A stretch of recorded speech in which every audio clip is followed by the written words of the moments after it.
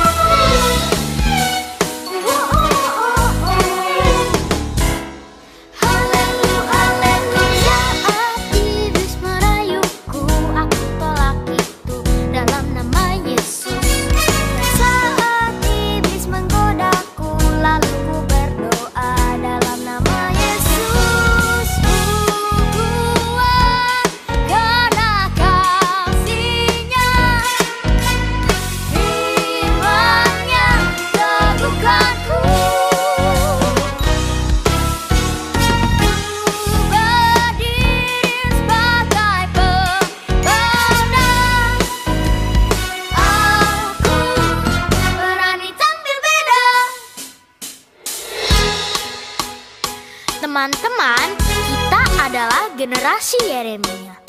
Generasi yang cinta akan Tuhan, hidup kudus, dan penuh kuasa Roh Kudus.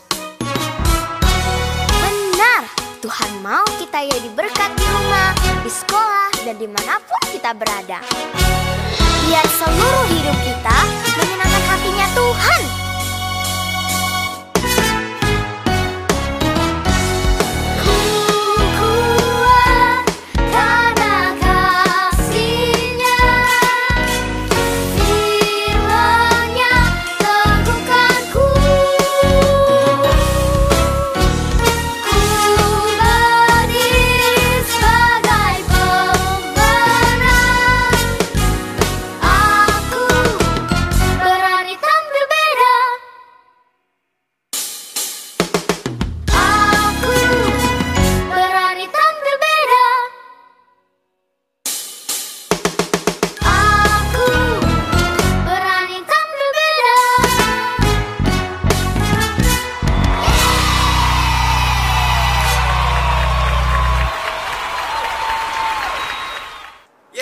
Sudah puji nama Tuhan bersama-sama.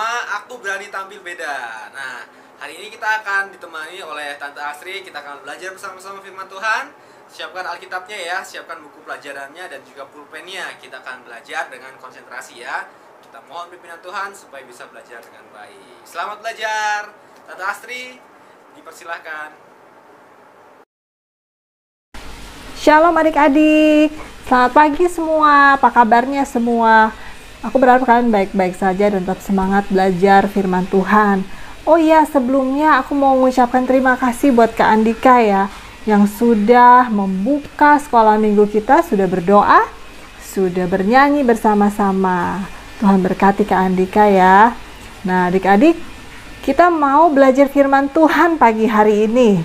Nah hari ini kita memasuki pelajaran yang ke-10. Judul pelajaran hari ini adalah ciri khas hidup peserta perjamuan Tuhan.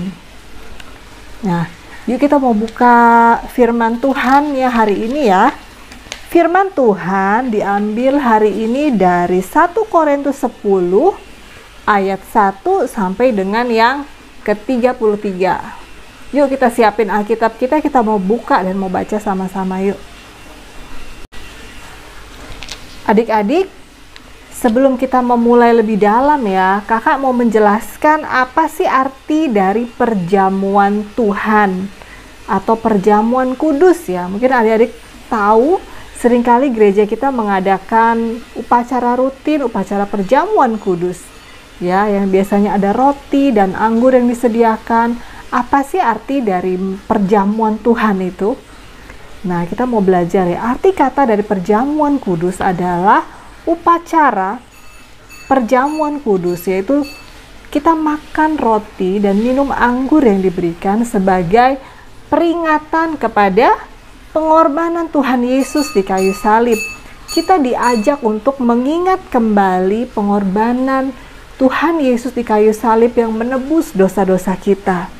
Ya, dan selain itu juga kita diajak untuk terus bertobat ya, hidup seperti Tuhan Yesus dan menghargai penebusan, pengorbanan yang sudah Tuhan berikan melalui kematiannya di kayu salib.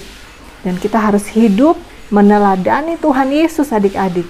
Itu adalah makna dari upacara perjamuan kudus yang biasa kita lakukan juga di gereja kita ya.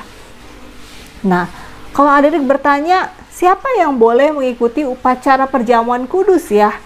Apakah adik-adik bisa mengikutinya atau semua orang bisa mengikutinya? Jawabannya adalah orang-orang yang sudah dibaptiskan boleh mengikuti perjamuan Tuhan. Jadi persyaratannya kita harus dibaptis dulu adik-adik. Kemudian kita bisa mengikuti upacara perjamuan kudus ya. Oke, kita masuk kepada pembahasan ayat kita hari ini ya. Kita buka ayat 1 sampai dengan 5 dulu ya. Mari kita buka yuk. 1 Korintus 10 ayat 1 sampai dengan yang ke-5.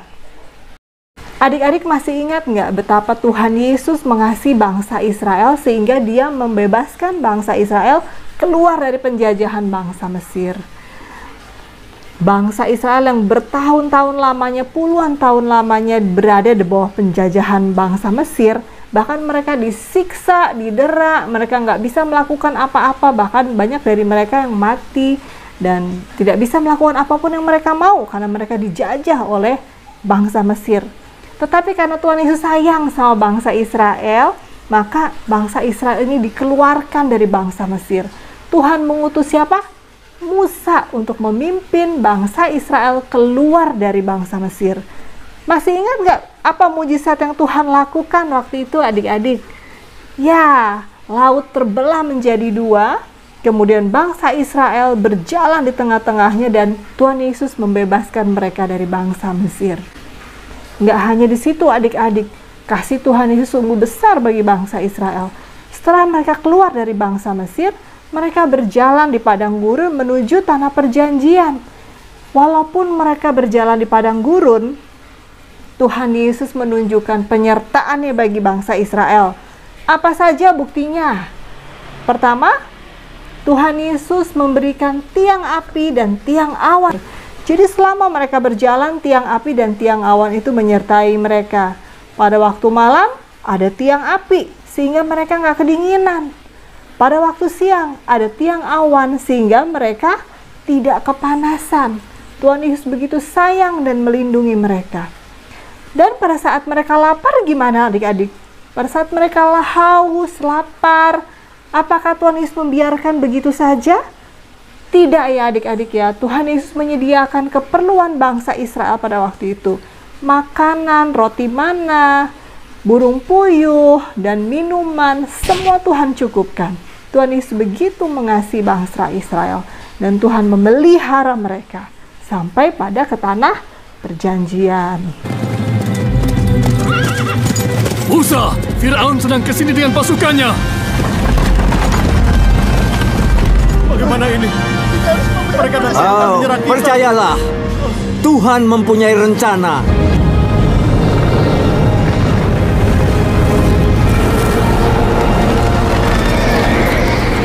Apa yang terjadi? Tetap maju! Mereka terjebak di Laut Merah! Musa, kenapa kau berseru kepadaku? Katakan kepada mereka supaya berangkat. Angkatlah tongkatmu dan ulurkan tanganmu ke atas laut, lalu belahlah airnya.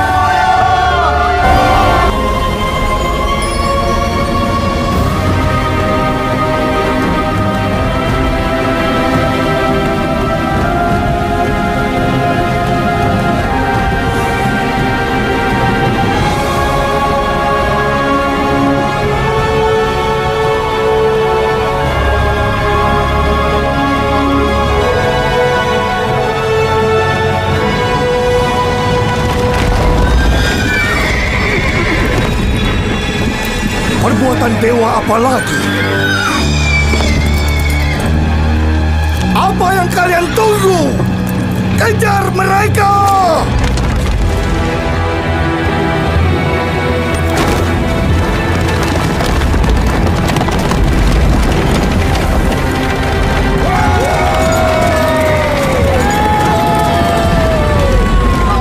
Jangan kalian biarkan seorang Israel pun lepas!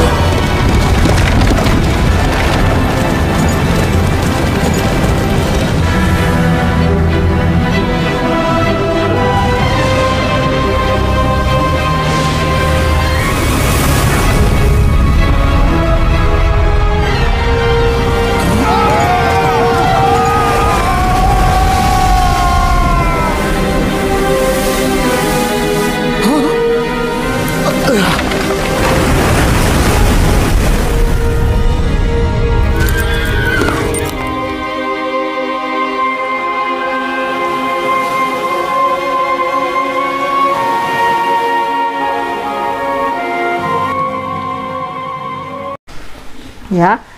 Kemudian di ayat 6 sampai 10 Paulus, jadi di di 1 Korintus 10 itu Paulus memberi peringatan kepada jemaat di Korintus supaya jemaat di Korintus itu jangan ikut-ikutan seperti bangsa Israel pada waktu dulu.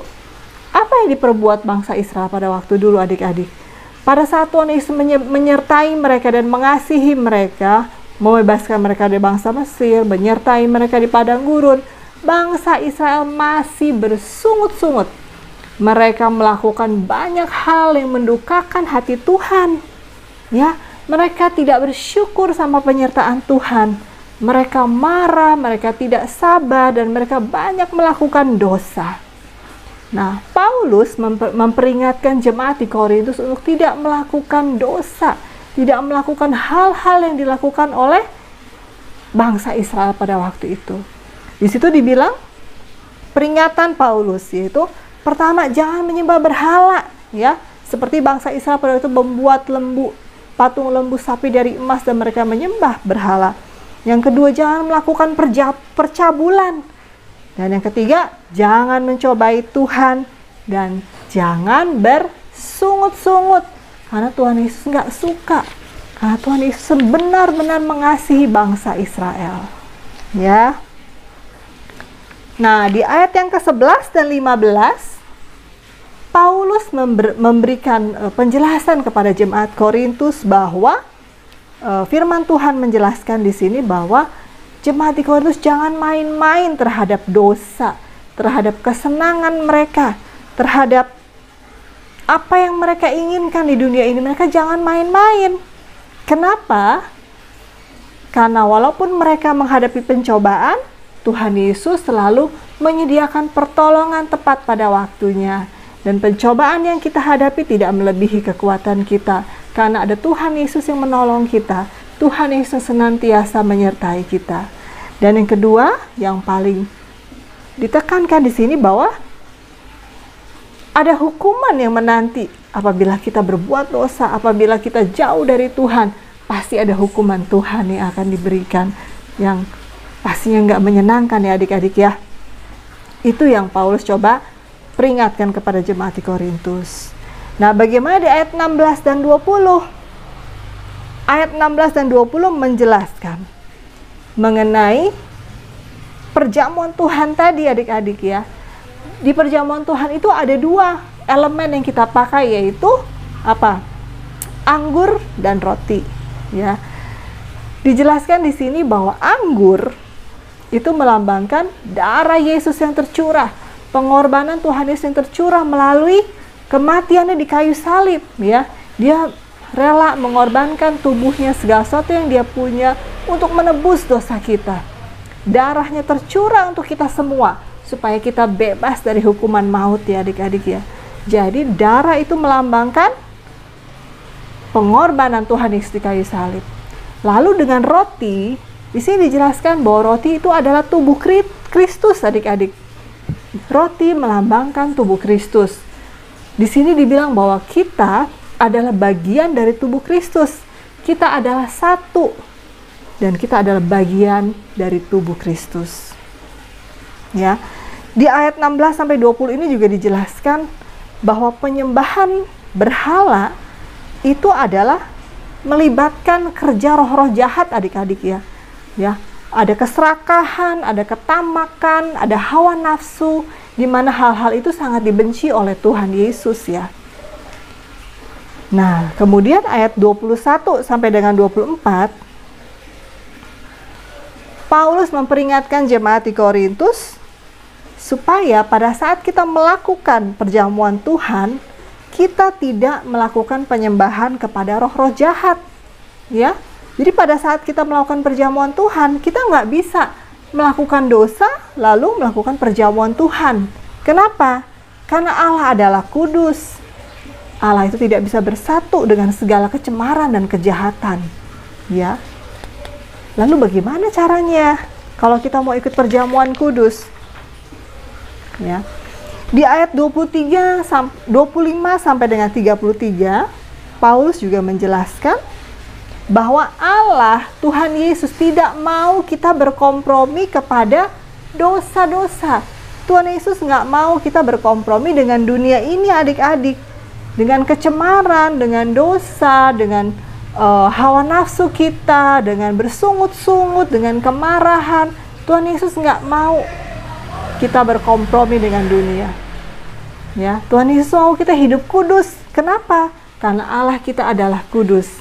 Biarlah kita menghargai pengorbanan Tuhan Yesus yang sudah Tuhan berikan bagi kita. Dia memberikan nyawanya dan hidupnya buat kita semua, buat aku dan adik-adik sekalian. Kita harus menghargai Tuhan Yesus dengan apa? Hidup benar buat Tuhan Yesus adik-adik. Nah, sebagaimana tujuan utama orang percaya adalah menyenangkan dan memuliakan Tuhan Yesus. Nah, adik-adik, kalau kita mau melakukan perjamuan kudus, kita harus melakukan persiapan dulu adik-adik. Kita nggak bisa yang dalam keadaan marah, dalam keadaan kita melakukan dosa, kita melakukan perjamuan kudus. Nggak bisa. Karena dibilang tadi bahwa kecemaran, dosa tidak bisa bersatu dengan Tuhan Yesus. Jadi pada saat kita melakukan perjamuan Tuhan, kita berdoa sama Tuhan. Kita selesaikan dengan Tuhan, minta Tuhan untuk mengampuni dosa-dosa kita. Kita harus mengoreksi diri kita adik-adik. Apakah ada dosa? Apakah ada kesalahan yang apakah hidup kita ada yang tidak berkenan kepada Tuhan? Lalu kita minta ampun adik-adik. Kita berdoa sama Tuhan supaya Tuhan ampuni. Lalu Tuhan layakkan aku dan adik-adik untuk bisa ikut dalam perjamuan Tuhan. Kita mau bertobat kepada Tuhan, menyiapkan hati kita supaya kita dilayakkan untuk ikut dalam upacara perjamuan kudus. Dengan begitu, perjamuan kudus yang kita lakukan pasti membawa berkat dan Tuhan Yesus disenangkan. Ya. Oke, sekarang kita sampai kepada ayat hafalan kita ya. Yuk kita buka ayat hafalan kita dari 1 Korintus 10 ayat yang ke-21. Kita baca sama-sama yuk. Kamu tidak dapat minum dari cawan Tuhan dan juga dari cawan roh-roh jahat. Kamu tidak dapat mendapat bagian dalam perjamuan Tuhan dan juga dalam perjamuan roh-roh jahat. 1 Korintus 10 ayat yang ke-21. Sekali lagi ya. Kamu tidak dapat minum dari cawan Tuhan dan juga dari cawan roh-roh jahat. Kamu tidak dapat mendapat bagian dalam perjamuan Tuhan dan juga dalam perjamuan roh-roh jahat. Ya, itu tadi adalah ayat hafalan kita hari ini. Adik-adik, aku mau mengingatkan adik-adik untuk kita sama-sama menghargai pengorbanan yang Tuhan sudah berikan kepada kita ya, kepada aku dan adik-adik. Bagaimana Tuhan Yesus sudah mati di kayu salib dan Dia mengasihi kita, Dia memelihara kita sampai dengan hari ini. Mari kita hidup menyenangkan hati Tuhan ya adik-adik ya. Kita bertobat senantiasa menyenangkan Tuhan, memberi diri kita bertobat, dibaptiskan, kemudian tetap hidup benar di dalam Tuhan, dan kita mau ikut upacara perjamuan kudus dengan tidak lupa mempersiapkan hati kita adik-adik supaya kita bisa mengikut perjamuan Tuhan dengan baik dan Tuhan melayakkan kita semua. Oke, sekarang sekolah minggunya sudah selesai. Jangan lupa ayat hafalan dihafalkan, kemudian lembar kerjanya diisi supaya kita mendapat pengertian yang benar. Kita mau berdoa penutup dulu yuk. Bapa di surga, terima kasih Tuhan untuk pelajaran hari ini. Terima kasih untuk kebenaran firman Tuhan yang sudah kami terima pagi hari ini. Kami boleh belajar mengenai perjamuan Tuhan. Kami boleh kembali diingatkan untuk pengorbanan Tuhan Yesus di kayu salib. Tuhan Yesus, ajarlah kami Tuhan untuk bisa menghargai pengorbanan Tuhan Yesus. Dan ajarlah kami untuk bisa hidup benar di hadapan Tuhan dan menyenangkan hati Tuhan. Kami mau berdoa bersama-sama untuk anak-anak sekolah minggu kami. Berkati Eba, berkati Gaby, berkati Gwen, berkati Davi, berkati Jos, berkati Mikhail, Clea, juga anak-anak sekolah minggu lain yang mendengarkan YouTube ini. Dan biarlah kami semua boleh hidup benar di hadapan Tuhan dan menyenangkan hati Tuhan. Terima kasih ya Tuhan, di dalam nama Tuhan Yesus kami mengucap syukur dan berdoa. Amin. Sampai jumpa minggu depan. Tuhan Yesus memberkati. Bye-bye.